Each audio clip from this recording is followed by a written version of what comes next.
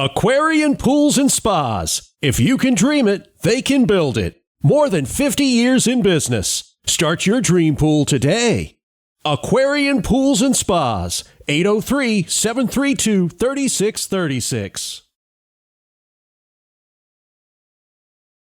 Paul Mainieri, he's gone. 80 games. He lasted all of 80 games as the head coach of the Gamecocks and went an even 40-40, which you would think, all right, 40-40, it's pretty ho-hum, blah, blah. Well, you look at that SEC record, 6-28, not great. Not great at all. Not even good. Just did not work out. Gamecocks 12-11 this season under Paul Mainieri, 0-4 in the SEC. And that includes getting just absolutely blasted by number 4 Arkansas on Friday, 22-6. That was the last straw. Paul Mainieri, from what we're told, decided a change needed to be made under his own volition and decided to step down.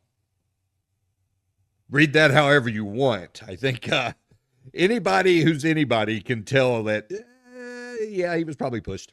Virginia Commonwealth's upset over North Carolina, the most watched first-round game in history.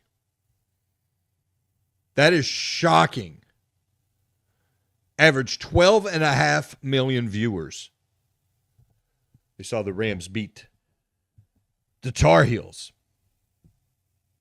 And that singular game right now is driving the biggest story in college basketball. I know we're going to the Sweet 16.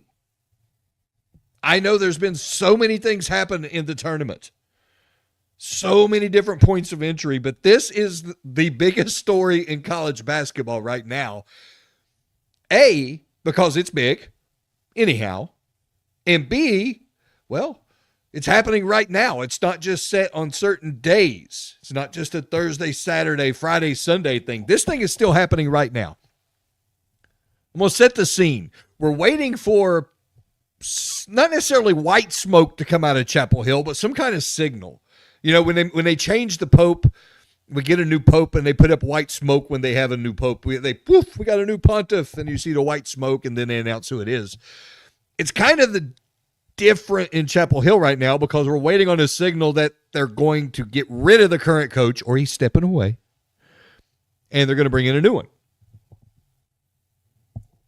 Any moment, we're going to get this news. Any moment. And we're waiting on the coaching carousel in men's basketball, which is already spinning pretty rapidly. Wes Miller named the head coach at Charlotte earlier today after being fired at Cincinnati just several days ago. But the big one, Hubert Davis at North Carolina, he's going to set that thing off into warp speed. Woo!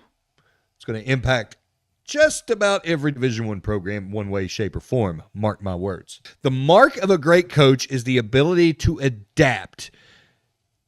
You adapt to the evolution of the sport. You adapt to the evolution of the business of the sport. And you adapt to the world outside the sport. The great ones have done that. And you look at 4 of these coaches, 5 really, in the Sweet 16, nearly 1/3 of the field.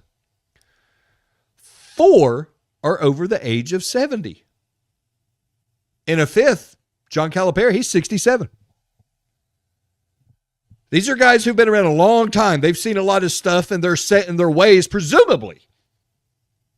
But apparently not that much.